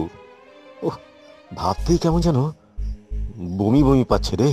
তুই হয়তো জানিস না, হিন্দু ও বৌদ্ধতন্ত্রে নারী হলো শক্তি। শুদ্ধিমন্ত্র বা উৎসর্গমন্ত্রে যেসব প্রতীক ব্যবহার করা হয় তা এক প্রকার খপুষ্প মানে রজস্বলা স্ত্রীলোকের রজ, স্বয়ম্ভ পুষ্প বা স্বয়ম্ভ কুসুম মানে স্ত্রীলোকের প্রথম রজ। যত বিষয় মধু তুচ্ছ হলো কামাদি কুসুম সকলে। কমলাকান্ত। কুণ্ডপুষ্প মানে সধবা স্ত্রীলোকের রজ, গোলক পুষ্প মানে বিধবা স্ত্রীলোকের রজ, এবং বজ্রপুষ্প মানে চণ্ডালীর রজ। তন্ত্র সাধনায় এই চণ্ডালী নারীর বিশেষ কদর আছে। আর হেরুকম্পা মহাসুখ জাগরণের জন্য রক্তপার পুঁথিতে নির্বাণচক্রের সাধনার জন্য রজস্বলা নারীর প্রয়োজনীয়তার কথা উল্লেখ করেছেন। আমি কমলি পিসির কাছ থেকে জেনেছি কমলিও বর্তমানে ঋতুমতী, তাই আমার এখানে পৌঁছাবার আগেই নির্বাণচক্র সমাপ্ত হয়ে গিয়েছে। সেখান থেকে হৃদচক্রের কোনো সূত্র পাইনি, তাই খুব চিন্তায় আছি রে। আমাদের আড্ডার ফাঁকে সূর্যাস্ত হয়ে কখন যে ঝুপ করে সন্ধে নেমে গিয়েছে বুঝতে পারিনি, তাই ডাক্তারবাবু আমাদের থেকে বিদায় নিলেন। আমি আর রত্নাকর বাংলোর ভেতরে ফায়ার প্লেসের কাছে গিয়ে বসলাম।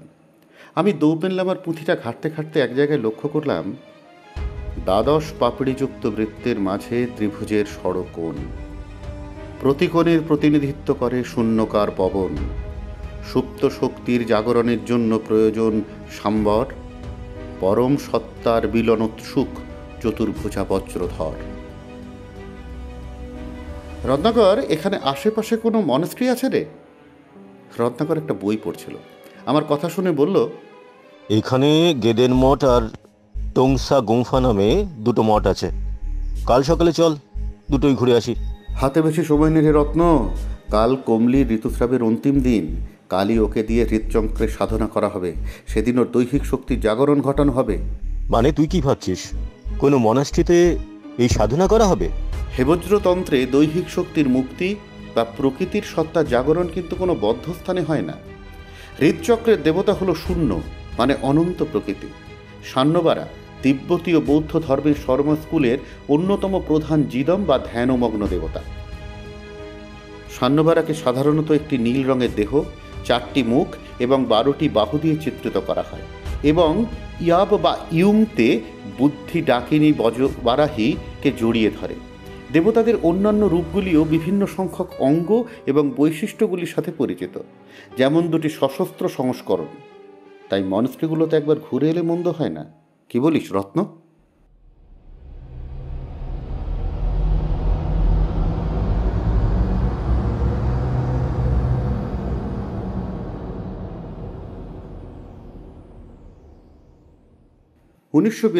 সালের 7ই ফেব্রুয়ারি ধারগেকে নিয়ে রত্নাকর আর আমি কুয়াশার মধ্যে বেরিয়ে পড়লাম দার্জিলিং আর কালিম্পংয়ের শৈল শহরের মাঝে প্রাচীনতম ভুটানি মঠ বা গুম্ফাটি এলগিন সিলভার ওর্কের 1.5 কিলোমিটার দূরত্বেই পাহাড়ের বুকে যেন একফালি প্রশান্তির জায়গা।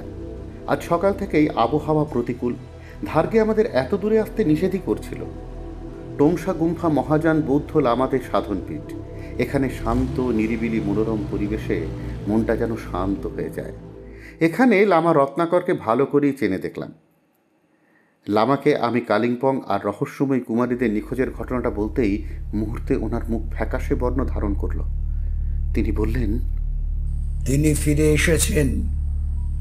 সিদ্ধার্থের মতাদর্শে সম্পূর্ণ পরিপন্থী এই হেব্রজে যান যন্ত্রের সাধনা বড়ই ভয়ঙ্কর।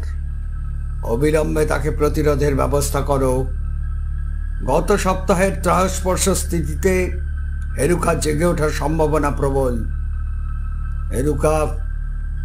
হেরুকা জেগে উঠলে তিনি চোখ বন্ধ করে বলে উঠলেন, বুদ্ধং শরণং গচ্ছামি, ধম্মং শরণং গচ্ছামি,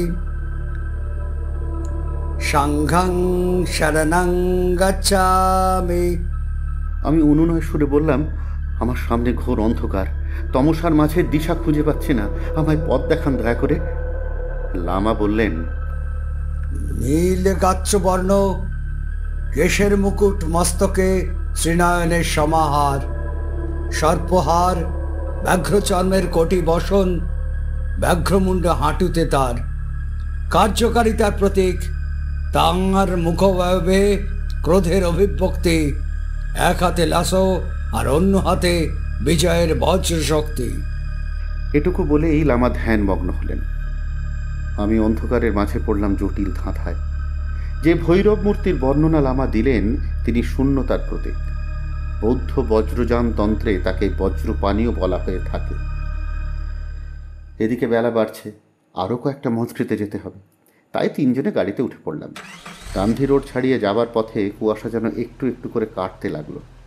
আমরা জোরথাং রোড, যেখানে নয়াবাজার হয়ে হেনধুপ সিং ভেঞ্চু থাপার পথে পড়লাম। এখানে একটা রাস্তা মেঠো সুড়ি পথ কিছুটা নিচের দিকে নেমে ভগ্নপ্রায় মন্দিরে পৌঁছে গিয়েছে। কৌতূহলবশত আমি জিজ্ঞাসা করলাম, ওদিকে কি আছে ধারগে? ওদিকে পুরাতন একটা মন্দিরের ভগ্ন স্তূপটুকু রয়েছে। আমি কোনোদিন এদিকটায় আসিনি। তাহলে চলো একবার দেখেই আসি কি আছে ওদিকে। গাড়িটা রাস্তার একদিকে পার্ক করে পায়ে হেঁটে উতরাই। মেঠো সরু পথটা নেমে গিয়েছে সত্যি একটা মন্দিরের গফুরমের দিকে। যদিও ভাঙা, তবুও কালো পাহাড়ের ষণ্ডটা বুঝতে অসুবিধা হয় না। মন্দিরের মুখ্যদ্বারটা কবেই কালের গহ্বরে চলে গিয়েছে। পুরাতন কাঠের জরাজীর্ণ কঙ্কাল রয়ে গিয়েছে। মন্দিরের একটা অংশ কেবলই ভগ্নপ্রায়, মূর্তিটার কিয়ৎ মস্তক এবং পশ্চাৎদেশ আগলে রেখেছে। কালো পাথরের মূর্তিটার যত্রতত্র ফাটল, চির ধরেছে, কয়েকটা জায়গা ক্ষয়েও গিয়েছে। আকস্মিক আমার বন্ধু রত্নাকর বেশ কিছুক্ষণ মূর্তিটার দিকে তাকিয়ে বলে উঠল, রুদ্রর সম্মুখে রুদ্রদেবের জরাজীর্ণ মুখাবয়ব, ত্রিভুবনের মাঝে সকল শূন্য শক্তির পরিপূরক। হে নাগপতি নীলকণ্ঠ, তুমি বিশ্বের ইভানিয়ান, সৃষ্টির স্রষ্টা তুমি, আবার তুমিই করো সৃষ্টিকে নিষ্প্রাণ। মুহূর্তের মধ্যে আমার মনের সকল অন্ধকার যেন এক লহমায় খান খান হয়ে গেল। ভাঙা পাথরের চাতালটা ভালো করে শুকনো পাতাকুটো সরিয়ে সাফ করতেই লাল রঙে অঙ্কিত একটা ছক দেখতে পেলাম। দৌপেন লামা দেওয়ার পুঁথিটার লাইনটা হুবহু মিলে যাচ্ছে। দ্বাদশ পাপড়িযুক্ত বৃত্তের মাঝে ত্রিভুজের ষড়কোণ, প্রতি কোণের প্রতিনিধিত্ব করে শূন্যকার পবন। সুপ্ত শক্তির জাগরণের জন্য প্রয়োজন সান্নবর, পরম সত্তার মিলনোৎসুক চতুর্ভুজা বজ্রধর। হিন্দু ধর্মে যাকে আমরা ত্রিভুবনপতি বলি, সেই দেবাদিদেবের একটি রূপ হল কাল ভৈরব। সৃষ্টির আদিতে ব্রহ্মা ছিলেন পঞ্চমুখী। নিজ নিজ কন্যা সরস্বতীর প্রতি আকৃষ্ট হয়ে যে পাপ করেন, তাতে ক্রুদ্ধ হয়ে কাল ভৈরব তার একটি মস্তক ছিন্ন করে মহাবিশ্বের সৃষ্টির মাঝে ধ্বংসের প্রতীক হয়ে ওঠেন। আবার ধ্বংসের আড়ালে ধর্মের রক্ষকও তিনি, তাই কাল ভৈরবকে ধর্মচক্রের দেবতা বলা হয়ে থাকে। বজ্রপাণির যে রূপক লামা দিয়েছিলেন, তাতে তিনিও ত্রিনেত্র, ব্যাঘ্রচর্ম পরিহিত, ডান হাঁটুর উপরে ব্যাঘ্রের মুণ্ড, অর্থাৎ মানবদেহের হৃদচক্র যেমন মস্তিষ্ক বা উষ্ণিশ্চক্রকে নিয়ন্ত্রণ করে, তেমনি ভৈরবের হাতে থাকে ত্রিশূল, যা ধ্বংসের প্রতীক। তেমনি বৌদ্ধ বজ্রপ্রাণীর হাতে ধরা বজ্রটি তথাকথিত মহাযান ধর্মের সংহারক। কাল ভৈরবের ডমরু যেমন সকল তন্ত্রের বাহক, ঠিক তেমনি ভৈরবের হাতের লাসটিও সমস্ত শক্তির ধারক। ওহ, এতক্ষণ কেন এই কথাটা মাথায় আসেনি? তবে কি আজ রাতেই এখানে একটি 12টি পদ্মের পাপড়িযুক্ত বৃত্তের মাঝে ধর্মচক্র সম্পন্ন হবে? দ্বাদশ পাপড়িযুক্ত বৃত্তের মাঝে ত্রিভুজের ষড়কোণ, প্রতিকোণার প্রতিনিধিত্ব করে শূন্যকার পবন। সুপ্ত শক্তির জাগরণের জন্য প্রয়োজন সান্নবর, পরম সত্তার মিলনোৎসুক চতুর্ভুজা বজ্রধর। ধর্মচক্র 12টি পাপড়িযুক্ত একটি পদ্মফুল দ্বারা উপস্থাপন করা হয়।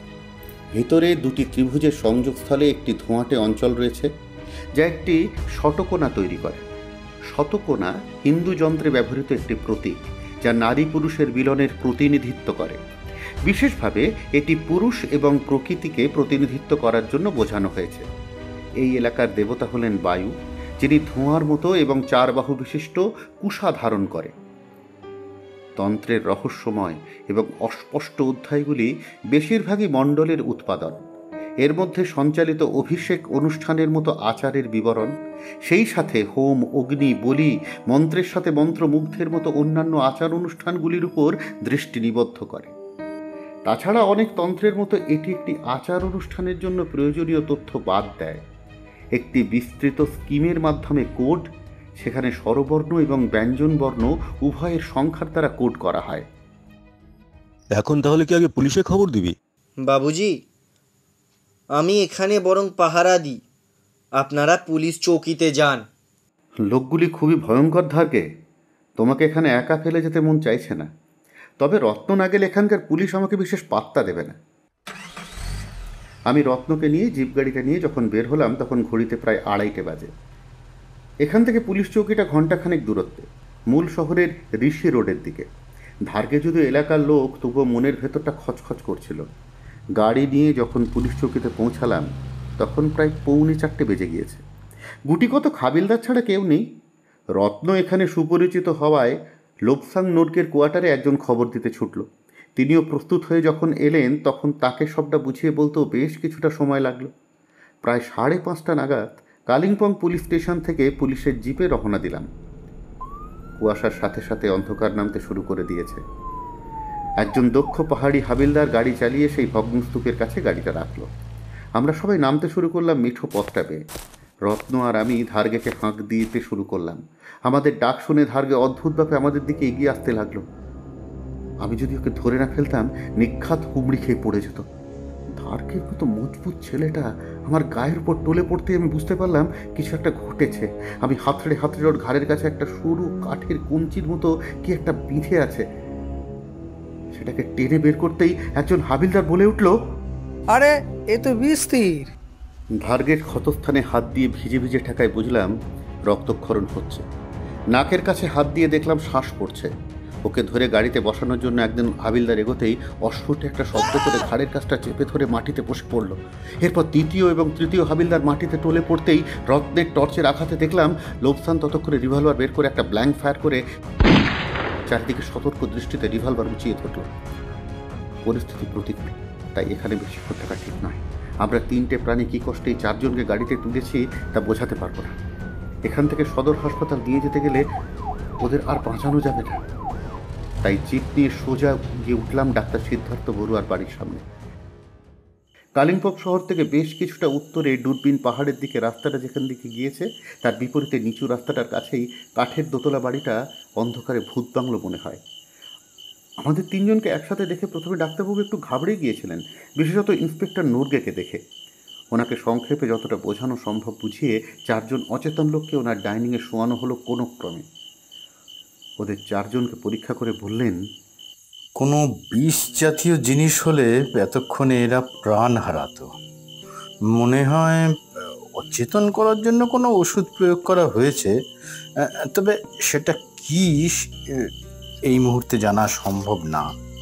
আমি ব্লাড স্যাম্পেল সংগ্রহ করে নিচ্ছি। আপনারা যদি সদরের ল্যাবে পাঠানোর ব্যবস্থা করে দেন তাহলে ভালো হয়। সে না হয় কাল ব্যবস্থা করা যাবে। তা লোকগুলো সুস্থ হয়ে যাবে তো?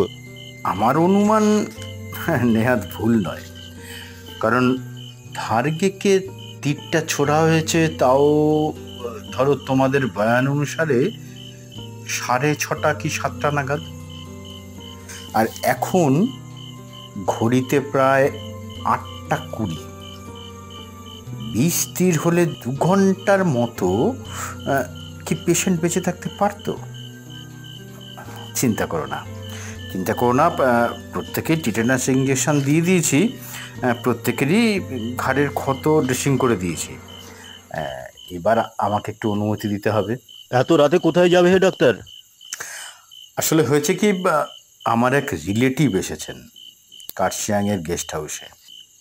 আমি তো বের হতেই যাচ্ছিলাম, দেখো ড্রেস আপও করেই নিয়েছিলাম, তার মধ্যে তোমরা চলে এলে তাই। তবে আজকের রাতটা এরা এখানে থাকলে অসুবিধা নেই। দুঃখিত ডাক্তার বড়ুয়া, অসময়ে আপনাকে বিরক্ত করার জন্য।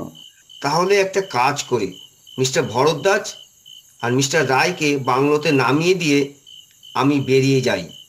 কাল হাবিলদার দিয়ে আপনার গাড়িটা বাংলোয় পৌঁছে দেওয়ার ব্যবস্থা করব। ইন্সপেক্টর, আপনি এগুন, আমি ওদের নামিয়ে দেবো। কি বলেন মিস্টার রায়?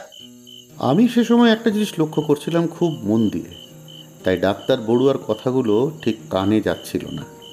এখনো মিস্টার রায় কি উপাসনালয়ের কথা ভাবছেন? দেখুন মিস্টার রায়, এটা কলকাতা নয়, এখানে ফোর্স পাওয়া এত সহজ নয়। আমার 3 জন হাবিলদার ইতিমধ্যে আহত, আর জায়গাটা যে নিরাপদ নয় সেটা বুঝতেই পারছেন। তাই আজ রাতের মতন বিরত থাকুন, যা হবে কাল দেখা যাবে। আমি লোকসানের দিকে তাকিয়ে বললাম, আপনি ঠিকই বলেছেন ইন্সপেক্টর, এটা পাহাড়ি এলাকা। প্রথমে কমলির অপহরণ, তারপর আমার উপর হামলা, তারপর এই 4 জন। এখানে পর্যাপ্ত ফোর্সও নেই, তাই এই কেসে বেশি এগোনো সম্ভব নয়। তাছাড়া আমারও তো কাল ফেরার টিকিট করা আছে। আপনি আমাদের যথাসাধ্য সাহায্য করেছেন, তাই আপনাকে ধন্যবাদ। কাল গাড়িটা সময় পাঠিয়ে দিলে এনজেপি পৌঁছতে সুবিধা হয়। রত্নাকর হাঁ করে আমার কথাগুলো শুনছিল, কোনো কথা এখনো অবধি বলেনি ও।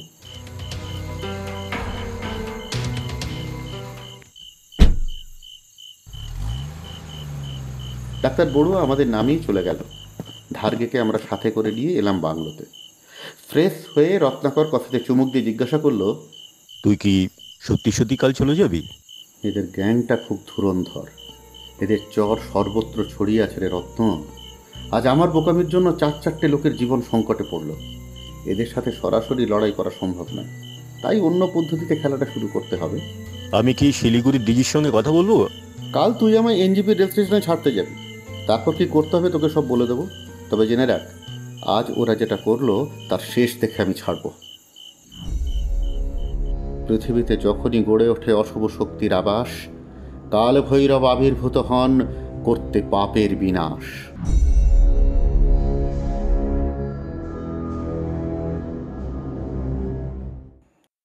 1992 সালের 15ই ফেব্রুয়ারি।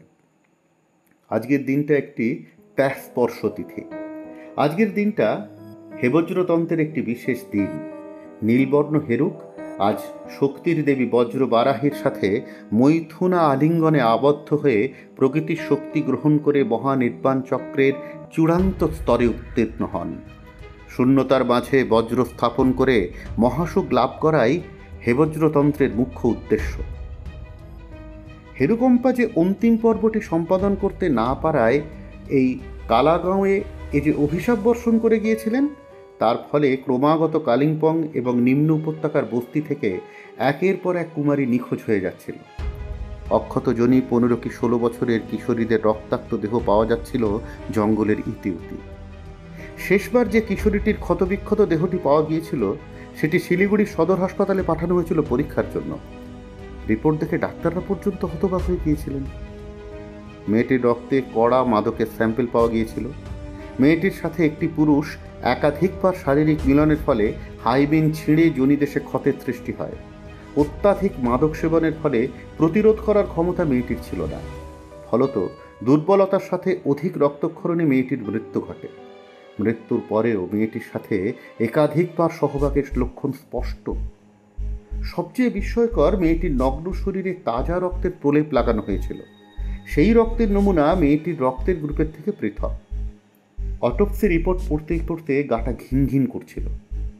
ধর্মের নামে কিভাবে মানুষের নৈতিকতার এত অধঃপতন ঘটতে পারে? গত 7 ফেব্রুয়ারির উচিত প্রস্তুতির অভাবে কমলিকে উদ্ধার করা যায়নি। আজ যে করে হোক মেয়েটিকে উদ্ধার করতেই হবে।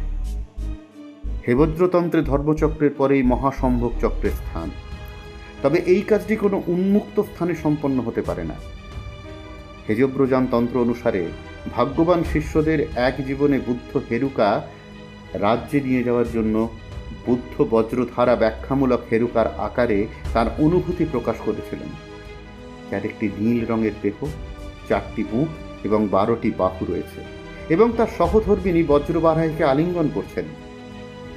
অন্তিম চক্রে নীলবর্ণ হেরুক প্রকৃতির রক্তিম শক্তির প্রকৃতি দেবী বজ্রবারাহীকে দুহাতে আলিঙ্গন করে রেখেছেন।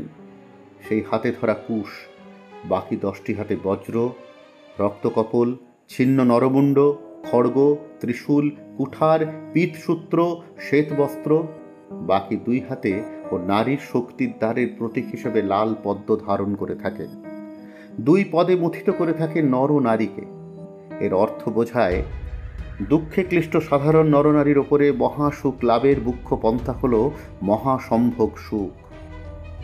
বুদ্ধ হেরুকা রাজ্য লাভ করা নির্ভর করে সংসারে 12টি নির্ভরশীল সম্পর্ককে পরিত্যাগ করে মুক্তির 4টি দরজা উপলব্ধি করে, এবং বিশেষ করে একটি মহান আনন্দ এবং শূন্যতার মিলনের উপর নির্ভর করে। এগুলি যথাক্রমে হেরুকার 12 বাহু, তার 4টি বুক এবং বজ্রবাহী আলিঙ্গন দ্বারা প্রকৃতি। হেরুকা তিব্বত এবং মধ্য এশিয়ার বজ্রযান বৌদ্ধ ধর্মে একটি উগ্র প্রতিরক্ষামূলক দেবতা। তিনি হলেন বুদ্ধ আকস্যবের উদ্ভাস, যার চিত্রটি তার শিরশিরায় অন্তর্ভুক্ত করা হয়েছে। তাকে 2টি বাহু দিয়ে নীল রঙে চিত্রিত করা হয়েছে, যা একটি বজ্র এবং একটি কপাল, রক্তে পূর্ণ।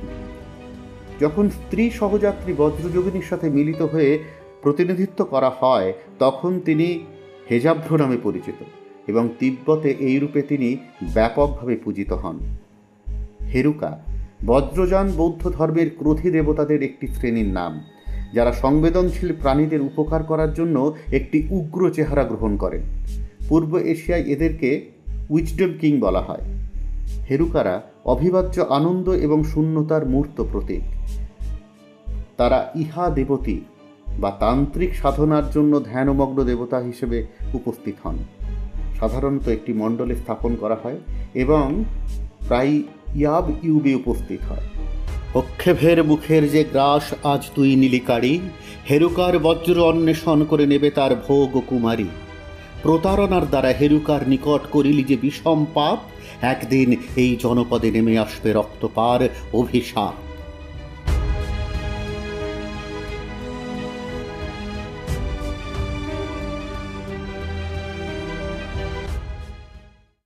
বিগত 7 তারিখ থেকে 8 তারিখ সকাল অবধি শুধুই ভেবেছে, রুদ্রনারায়ণ রায়, তুমি কি এক বিকৃত কাম মস্তিষ্কের প্রাণী? হ্যাঁ, প্রাণী বলছি কারণ এদের মানুষ বলতে লজ্জা হয়। তাদের কাছে হেরে কমলির মতো নিরীহ প্রাণকে তাদের ধর্মের হাতে বলি হতে দেব? প্রাণ থাকতে নয়। রাতের মধ্যেই পরিকল্পনা গুছিয়ে ফেলেছিলাম। আমি জানতাম ওদের চর চতুর্দিকে ছড়িয়ে আছে আমার ওপর নজরদারি করতে, তাই রত্নকে এনজিপি যাওয়ার পথে সবটা বুঝিয়ে দিই। দার্জিলিং মেল এনজিপি ছাড়লে পর গাড়িটা একটু ধীরে ধীরে চলে। সেই সুযোগে ট্রেনের কামরার চেনটা টেনে উল্টো দিক দিয়ে নেমে সানরাইজ হোটেলে, আমার জন্য রত্ন আগে থেকে রুম বুক করে রেখেছিল, সেখান থেকে ছদ্মবেশে সোজা হাজির হলাম ডিজির অফিসে। লাশ ব্যবচ্ছেদ রিপোর্টটা পড়ে কিছু জরুরি আলোচনা সেরে নিলাম ডিজি সাহেবের সাথে। তারপর একটা গাড়িতে উঠে বসলাম। অন্তিম চক্রের দেবী হলেন তারা দেবী। তাকে তিব্বতী ভাষায় বলে জেৎসুন দোলমা। তার সাধনসঙ্গী হলেন অবলোকিতেশ্বর। তিনি সকল দুঃখ কষ্টের নিবারক। তিনি মহাসুখ চক্রের অবস্থার নির্দেশ করবেন। উত্তরবঙ্গে বৌদ্ধ বজ্রযান তন্ত্রের দেবী তারার মূর্তি প্রায় প্রতিটি মঠেই আছে। কোনোটি শ্যামা তারা, কোনোটি শুক্ল তারা, কোনোটি কুরুকুল্লা, কোনোটি নীল তারা, আবার কোনোটি ভ্রকুটি রূপে। প্রত্যেক ক্ষেত্রেই দেবীর সহযোগী দেবতা অবলোকিতেশ্বর দেবীর সঙ্গে বর্তমান। দৌপেল লামার প্রদত্ত পুঁথি বলছে, হেজেব্রতন্ত্রে অলিক সুখপ্রাপ্তির ক্ষেত্র হল মহাসুখ চক্র। প্রকৃতির কোমল পদ্ম ভেদ করে হেরুকের শক্তিময় বজ্র। ধর্মচক্রের অন্তে আসেন করুণাময় অবলোকিতেশ্বর। মহাসুখ চক্রের অবস্থার নির্দেশ করে দেন 3টি চুলার ওপর। অন্তিম চক্রের মধ্যমণি গেলাগতন্ত্রের আরাধ্য পরমা নির্বাণ লাভের অনুমতি দেন তিব্বতী জেৎসুন দোলমা। উপরের অর্থটি যদি ব্যাখ্যা করা যায় তবে দাঁড়ায়, হেজেব্রতন্ত্রের অন্তিম চক্রটিতে পুরুষ শক্তি নারীর যোনিসুখ লাভ করেন। এবার প্রশ্ন, তাহলে কোথায় আমরা সঠিক সম্ভোগ চক্রের দেবীর সন্ধান পাব? মহাসুখ চক্রের অবস্থান হলো 3টি চুলার উপর, অর্থাৎ ত্রিনচুলা। এনজিপি থেকে সেভক রোড ধরে বরাবর ঘণ্টা 3 পথ পেরিয়ে তিস্তা বাজারের দিকে এগোতেই একটা পাহাড়ের ত্রিমুখী শৃঙ্গ দেখা যায়। সেটা দেখলে 3টি উনুনের সমাহার বলেই মনে হয়। গাড়ির ড্রাইভারকে তাই গাড়িটা সোজা ত্রিনচুলের দিকে নিয়ে যেতে বললাম। এখানে একটা স্থানীয় মন স্ট্রিট প্রবেশ করলেই উপাসনা গৃহে সিদ্ধার্থের মূর্তি অবলোকিতেশ্বর নামেই পরিচিত। তাঁর বাম দিকে সবুজ গাত্রবর্ণের দেবী তারা চিন্তামণি তারা নামেই পরিচিত। এখানে একটা জিনিস লক্ষ্য করলাম, বোধিসত্ত্ব ধারণ করেন পবন অশ্ব, আস্ত্রত্ব করেন যত্ন। মহাসুখ চক্রের দেবী চিন্তামণি তারা ধারণ করেন 64টি রত্ন। মহাবৃত্তের ত্রিভুজ রাশির উপর বিরাজিত কলাপীর বিভঙ্গ মুখ ঈশান নির্দেশ করে মধ্য উপত্যকার মহাসুখ চক্রের বজ্র আর পদ্মের অবস্থান। এইখানে সব জট পাকিয়ে যাচ্ছে। আমার সাথে ড্রাইভারটি স্থানীয় লোক। লোকটিকে জিজ্ঞাসা করলাম, এখান থেকে উত্তর পূর্বের দিকে এগোলে কোথায় পৌঁছানো যায়? সাহেব, এদিক দিয়ে বেডুং হয়ে কিছুটা এগোলেই পরে সিল্ক রুট। ওই পথে সরাসরি তিব্বতের লাসায় পৌঁছে যাওয়া যায়। এই কারণেই বোধহয় তিব্বত থেকে বজ্রযানতন্ত্র ভারতে প্রসারিত হয়েছিল। তিব্বতীয়দের মতে প্রজ্ঞা আর উপায়ের সঙ্গমেই শূন্যতার মাঝে অলিক সুখ লাভ সম্ভব। চট করে একটা জিনিস মাথায় খেলে গেল, প্রজ্ঞা মানে নারী, আর নারী মানেই উপায়, আর নারী হলো শূন্যতার আধার। শূন্যতা মানে উন্মুক্ত জ্ঞানের ক্ষেত্র। সে কারণেই বৌদ্ধ ধর্মে জ্ঞানী নারীকে ডম্বি বা ডাকিনী বলা হয়ে থাকে। তার জ্ঞান লাভ করেন যখন পুরুষ তাকে বিজ্ঞ অর্থাৎ পা বা পাদ বলা হয়, যেমন লুইপাদ, ঘোষকপাদ, কাহ্নপাদ প্রমুখেরা। সহজিয়া ধর্মের একদিকে হেজেব্রজানতন্ত্র, আবার নারীর জ্ঞান নয় যোনি সম্ভোগের দ্বারা অনন্ত সুখলাভের ওপর গুরুত্ব দিয়েছে। সেখানে অক্ষেপ হলেন স্বয়ং হেরুক, আর প্রজ্ঞা হলেন দেবী বজ্র বারাহী বা দেবী তারা। সে কারণেই মহাসুখ চক্রের রং নীল। আমি পুনরায় ড্রাইভারটিকে জিজ্ঞাসা করলাম, এখানে এমন কোনো উপত্যকা আছে কি যেখানে কোনো মনস্ট্রি আছে? ড্রাইভার কিছুক্ষণ ভেবে বলল, দূরবীন পাহাড়ে একটা মনাস্ট্রি আছে, আর তো সিল্ক রুটের পথে কোনো মনাস্ট্রি পড়ে না। তবে দূরবীন পাহাড় আর ডেলো পাহাড়ের মাঝে একটা পুরাতন বৌদ্ধ মন্দির আছে। কি মন্দির বলতে পারবে? ত্রিতারা মন্দির। ওদিকটা যাবেন সাহেব? এবার নিজের নির্বুদ্ধিতায় নিজের ওপরই রাগ হতে লাগলো। পুঁথিতে বলা হয়েছে দেবী চিন্তামণি তারা ধারণ করেন 64 রত্ন। এর তর্জমা করলে দাঁড়ায় তারা দেবী রত্ন ধারণ করে থাকেন। আর ত্রিতারা অর্থে ত্রিভুজ, মানে ত্রিরত্নের সমাহার। মহাসুখ চক্রের বৃত্তের মধ্যে 64 ত্রিভুজ ষড়ভুজাকারে বিন্যস্ত, মানে ত্রিতারা মন্দিরই হলো মহাসুখ চক্রের ক্ষেত্র। আর সময় নষ্ট করা যায় না, তাই ড্রাইভারটিকে নিয়ে রওনা হলাম তিস্তা বাজারের দিকে।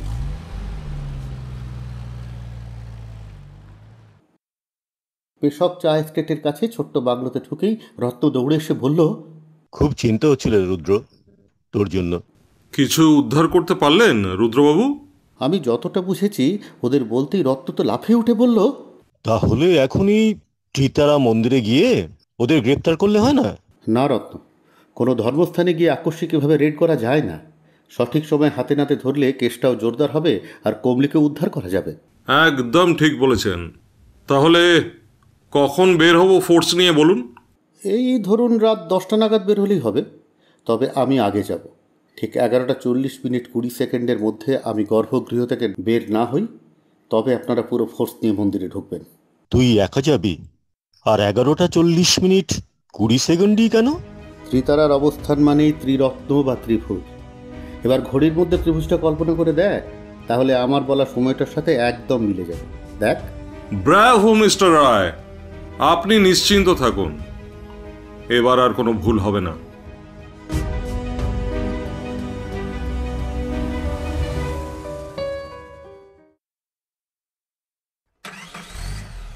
রাত 10টা নাগাদ আমরা গাড়ি নিয়ে বেরিয়ে পড়লাম দূরবীন আর ডেলো পাহাড়ের মাঝের উপত্যকায় ত্রিতারা মন্দিরের দিকে। 11টা নাগাদ যখন আমরা ত্রিতারা মন্দিরে পৌঁছালাম তখন রাত 10:30। চারিদিক নিরিবিলি আর নিস্তব্ধ। কেবল দূর থেকে মাঝে মাঝে যেন একটা চাপা কণ্ঠস্বর কোথা থেকে যে ভেসে আসছে বুঝতে পারছিলাম না। ফোর্স আর রত্নকে বাইরে রেখে ম্যাগনেটিক সিগন্যালের ঘড়ি পরে মন্দিরের ভেতরে ঢুকতেই যেন একটা চাপা ভয় কাজ করছিল বুকের মধ্যে। টর্চের আলোয় সবুজ তারার মূর্তিটা যেন আমায় গিলতে আসছে মনে হল। তবুও মনটাকে শক্ত করে অস্ফুট শব্দ অনুসরণ করে একটু বাম দিকে ঘোরার আগেই আচমকাই আমার ঘাড়ে মৃদু একটা ব্যথা অনুভব করলাম। তারপরেই চোখ দুটো ঘুমে ঢুলে এলো। জ্ঞান যখন ফিরল তখন আমার হাত দুটো পিছমোড়া করে বাঁধা, পা দুটো আছড়া থেকে আবিষ্কার করলাম সে দুটো শক্ত করে বেঁধে রাখা হয়েছে। কাঁধের কাছটা একটা মৃদু ব্যথা অনুভূত হতে লাগলো। চোখটা আলো আঁধারিতে একটু সচল হতেই দেখলাম আমাকে ফেলে রাখা হয়েছে বড় লাল রঙে আঁকা বৃত্তের মাঝে। তার মধ্যে অসংখ্য ত্রিভুজ অঙ্কিত। মুখটা সামনে ঘোরাতেই যেন বুকের ভেতরটা ছ্যাঁত করে উঠল। কি ভয়ঙ্কর হেরুকের মূর্তি! সবুজ রঙের অর্ধনগ্ন চতুর্মুখ বিশিষ্ট মূর্তি, যার 12টি ভুজের 10টি নানা উপাচারে সজ্জিত, আর কুশধারী 2 হাতে গাঢ় আলিঙ্গনরত একটি দেবী মূর্তির সাথে। দেবীর গাত্রবর্ণ ঘোর লাল। দেবী বজ্র বারাহী 2 পা দিয়ে হেরুকের কোটিদেশ বেষ্টন করে রেখেছে। কেবল দেবীর জরিদ্দারের নিকট একটি পদ্মকুড়ি দেবীর লজ্জা নিবারণ করছে। এবার প্রজ্বলিত প্রদীপের আলোয় চেনা ধূপ তুনুর গন্ধ নাকে আসতেই সেদিকে তাকিয়ে অদ্ভুত নীল রং এত সজ্জায় সজ্জিত এক দীর্ঘদেহী পুরুষকার মাথায় তিব্বতী রত্নখচিত মুকুটধারী একজনকে দেখতে পেলাম একটি নির্দিষ্ট ভঙ্গিমায়। ভোরের কমলা মেঘ যেমন ল্যাপিস পর্বতকে জড়িয়ে ধরে, সৌন্দর্যময় শ্রী গুরু হেরুকা মুদ্রা দেবী বরাহী পরে আমার হৃদয়ের পদ্মের মাঝে পূর্ণ আনন্দের সাথে খেলুন বুদ্ধের মার্জিত সহযাত্রীগণ, সেই পথেই চলুন।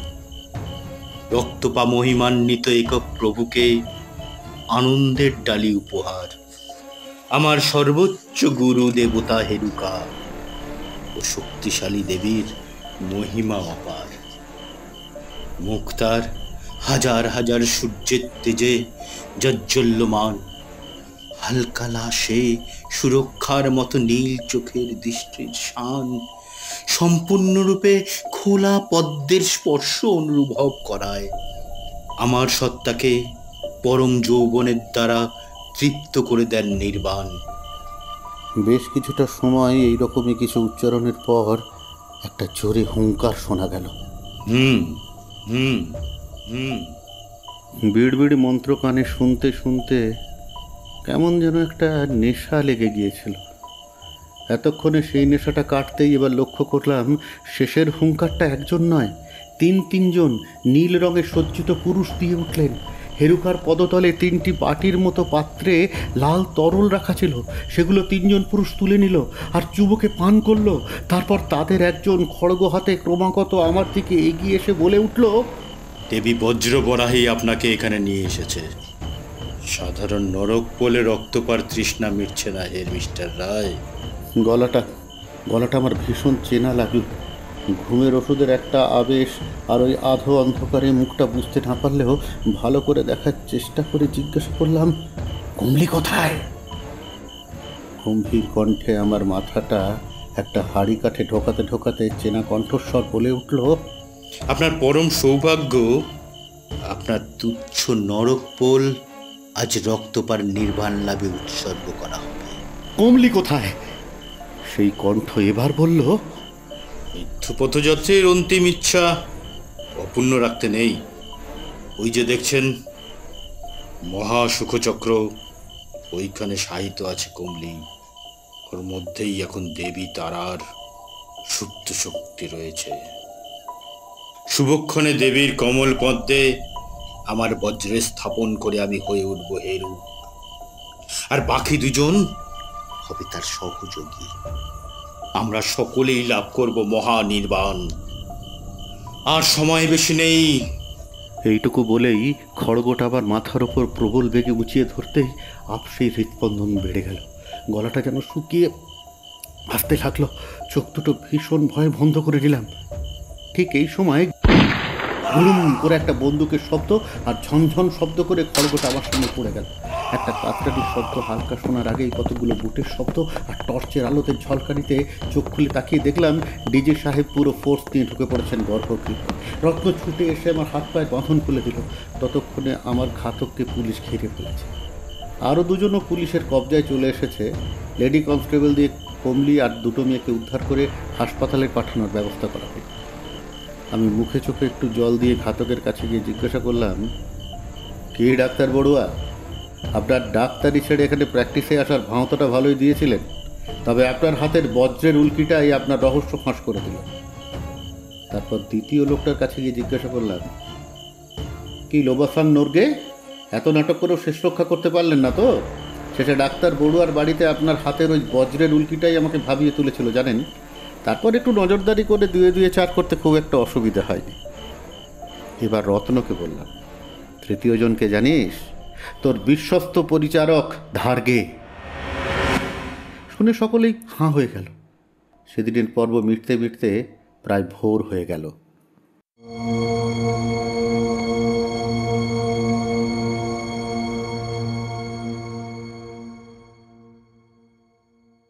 1992 সালের 16 ফেব্রুয়ারি সকালে রত্নের বাংলোতে বসে চা খেতে খেতে ডিজি সাহেব বললেন, ডক্টর বড়ুয়া আর ইন্সপেক্টর লোপসাং নর্গের ব্যাপারটা না হয় বুঝলাম, তবে ধার্গেকে আপনার সন্দেহ হলো কিভাবে? দূরবীন পাহাড়ে মনাস্ট্রি দেখতে গিয়ে ও বলল গাড়ি খারাপ, অথচ আমি লক্ষ্য করেছিলাম আমি ঢালের নিচের দিকে নামতেই ও চট করে গাড়িটা চালিয়ে চলে যেতেই সন্দেহটা প্রথম বাসা বাঁধে। ধার্গে আমায় মিথ্যে বলল কেন? তারপর কমলির বাড়ি থেকে ফেরার পথে মাথার পেছনে আঘাত লাগায় জ্ঞান হারানোর আগে আমি ঘাতকের সোয়েটারটা খামচে ধরেছিলাম আর তার একটা বোতাম আমার হাতে চলে এসেছিল। ধার্গে পরদিন বাংলোতে আসার পর লক্ষ্য করি ওর সোয়েটারের নিচের বোতামটা মিসিং। আমরা ভৈরব মন্দিরে ওকে একা রেখে এসেছিলাম প্রায় ঘন্টা 2 মতো। ততক্ষণ ওর ওপর কোনো হামলা হয়নি। তীরটা বিঁধল আমরা গাড়ি থেকে নামার পর। আর তীরটা খোলার সময় লক্ষ্য করেছি, তীরটা দূর থেকে ছোড়া হলে ঘাড়ের ভেতরে যতটা যাওয়া উচিত ছিল ততটা ঢোকেনি, কারণ তীরটা আমি বাম হাতেই টেনে খুলে ফেলেছিলাম। এতগুলো তীর কেউ যদি দূরের আড়াল থেকে ছোড়ে, অন্ধকারে সেগুলো এতটা সঠিকভাবে হাবিলদারের কাঁধে বিঁধবে কী করে? যদি না কাছ থেকে কেউ ছোড়ে তবেই সেটা সম্ভব। আমার কোলে তখন ধারকে, রত্ন ধারগেকে এক হাতে অন্য হাতে টর্চ ধরেছিল। আর অন্য কেউ কাছে পিঠে থাকলে শুকনো পাতার উপর পায়ের শব্দ পেতাম না, বা পালানোর শব্দ পেতাম না ওই নির্জন পরিবেশে। Last of all doctor Barua এতটা নিশ্চিত হলেন কি করে যে ওগুলো বিষ তীর নয়, কেবল ঘুমের ওষুধ? একজন ডাক্তার টেস্ট না করে এতটা নিশ্চিত হলেন কি করে? তাছাড়া ওনার গাড়িতে ফেরার সময় আমি সামনে বসে লক্ষ্য করেছিলাম ওনার গাড়ির তেলের যা পরিমাণ তাতে কার্সিয়াং অব্দি যাওয়া সম্ভব নয়। তুই যাই বলিস রুদ্র, শেষে এতটা ঝুঁকি নেওয়া তোর উচিত হয়নি। তোর কিছু হলে তোর বাড়িতে কি বলতাম বলতো আমি? কিছু যখন হয়নি তখন আজকের দিনটা জমিয়ে বিশ্রাম নেই। কাল একটু নাথুলা পাত্রা ঘুরতে যাবো ভাবছি। আমি পারমিশন করিয়ে রাখবো। আপাতত আজ উঠি, কেসটা আদালতে তোলার ব্যবস্থা করতে হবে।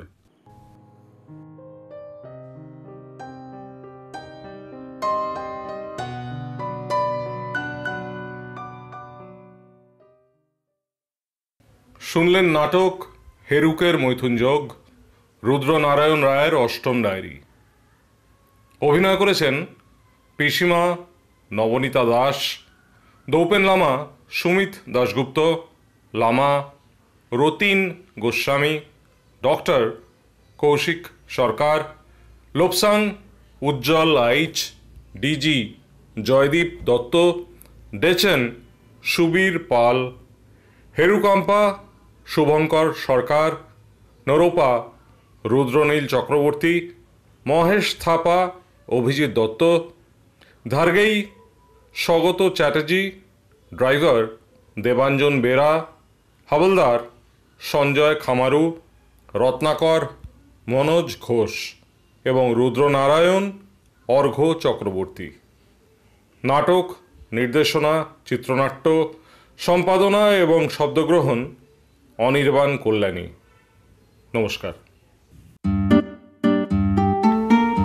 আমাদের উপস্থাপনাটি ভালো লাগলে লাইক এবং শেয়ার করে দিন।